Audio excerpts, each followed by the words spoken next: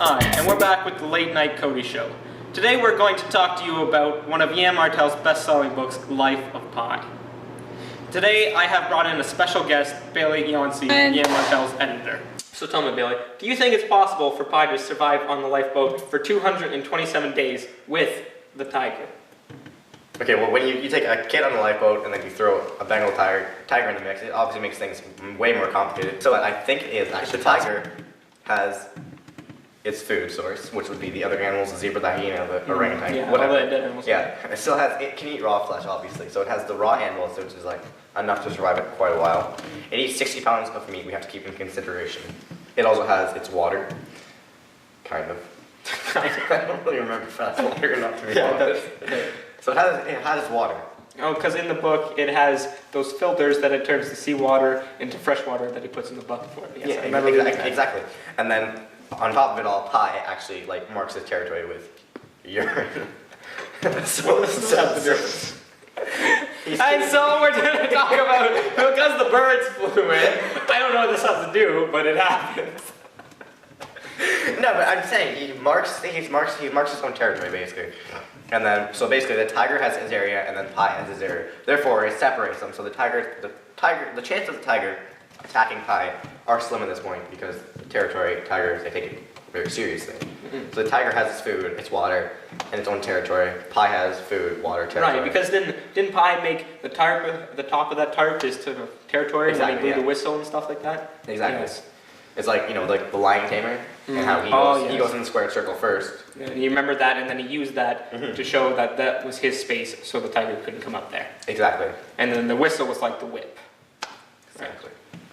So our question of the day is, can Pi Patel practice the three religions of Islam, Hinduism, and Christianity all at once?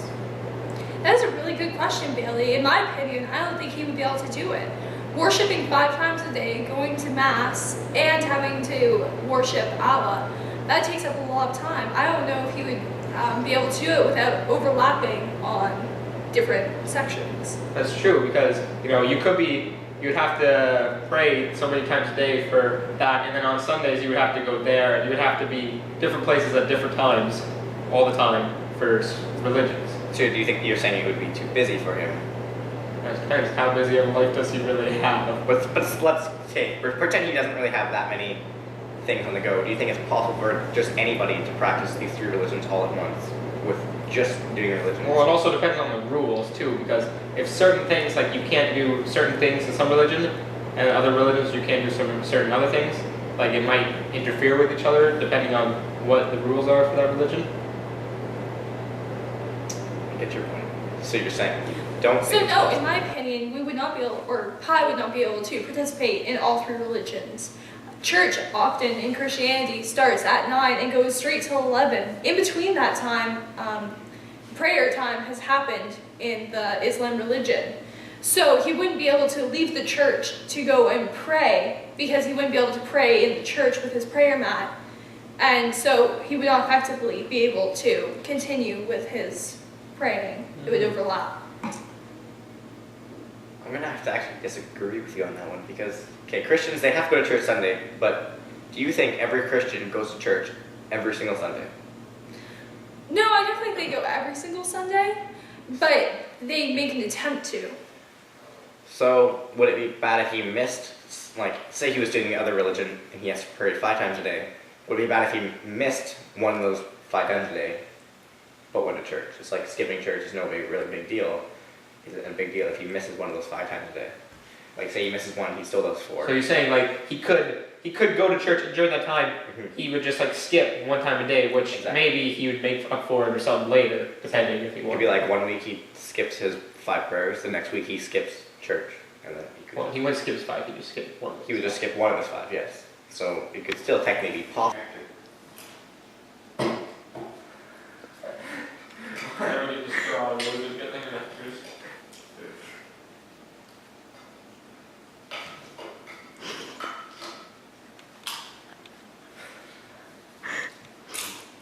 Question? Oh, can I ask him? Yeah. We left off. So we were talking about Christianity and.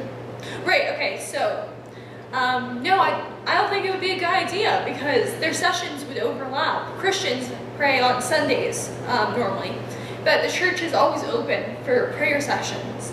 And in the Islam religion, you have to pray 5 times a day. So with those two on Sundays, they would overlap each other. So churchgoers for Christianity go between 9 and 11 normally, but they would have to pray in Islam once during that time. So there'd be a confliction between the religions. But for Hinduism and Christianity, it wouldn't be so bad because Hinduism, they pray at dawn and dusk, right? And then normally Christianity, you pray before your meals and before you go to bed and stuff like that. So you think about it, for Hinduism and Christianity, you could just pray one right after the other for like when you're going to bed or dusk or whenever you're going to bed, right? And then in dawn, you could pray as soon as you get up. So that wouldn't really interfere with each other. Yeah, the praying doesn't really seem to pose a problem. And I'm guessing you don't really go to the same like churches or you go Obviously, no, I mean you don't go to like church Sunday and then temple Sunday. Like I'm pretty sure it's like different days. So then that also doesn't coincide. So how would there be any problem with overlapping? That's sort of my question. Well, during prayers on Sunday for Christians, they would also have to be participating in a prayer session for the Islam religion. So those two would not work together. The Hindu religion would be able to work with either or because of the times that they pray at. But other than that, there would be a confliction between the Christianity and So all for praying and stuff, we got that figured out. But then, is there rules and stuff for religions that can't or that interfere with each other? Like for what religion that you can't eat at a certain time of meat? I think that's Hinduism because cows are sacred. But, so for Hinduism, you can't eat cows, but There's cows. Are you sure it's cows? Yeah. Okay. I said yes. I'm sorry, you don't. Okay, keep So anyways, back You're talking about what you can eat.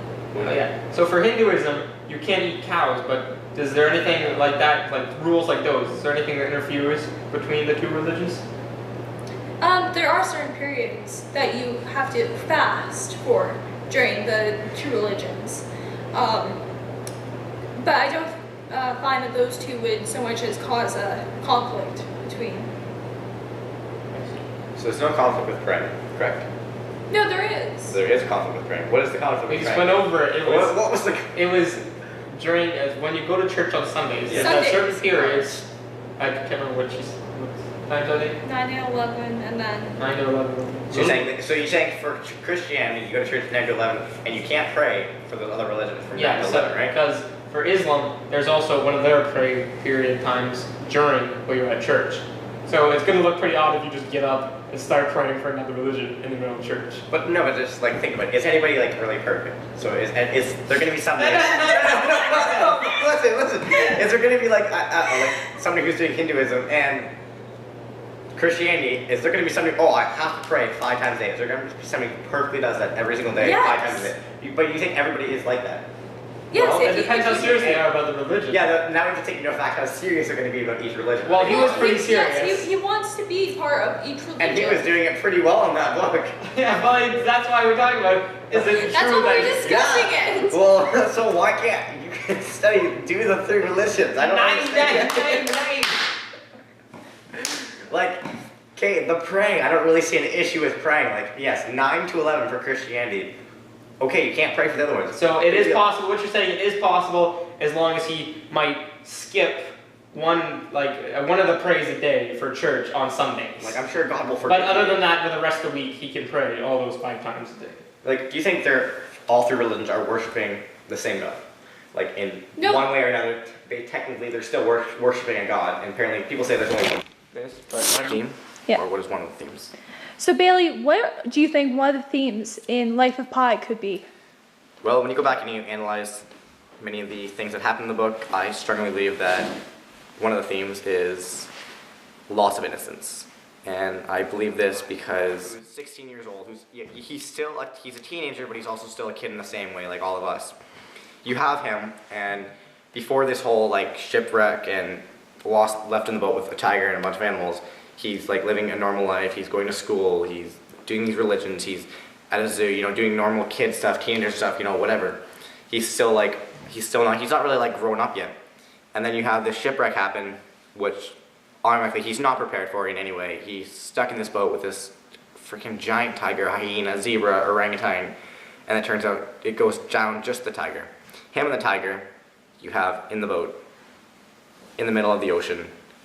You don't know where they are. So honestly, I believe like this experience and the other experiences that led up to this one kind of like took away his innocence, because now he's forced to actually survive on his own with the tiger, with really not much help except for like a survival manual and this survival pack that has a bunch of stuff in it. Whereas if you take somebody and you say, okay, well, you're going to be put in the ocean and you give them time to prepare, then that's kind of different. But now you're taking Pi, throwing him in a boat with a tiger with really nothing to know to prepare for. So when you like look at the facts, I kind of like really do believe that this whole experience stole his innocence and like forced him to grow up and be a man in some sort of way.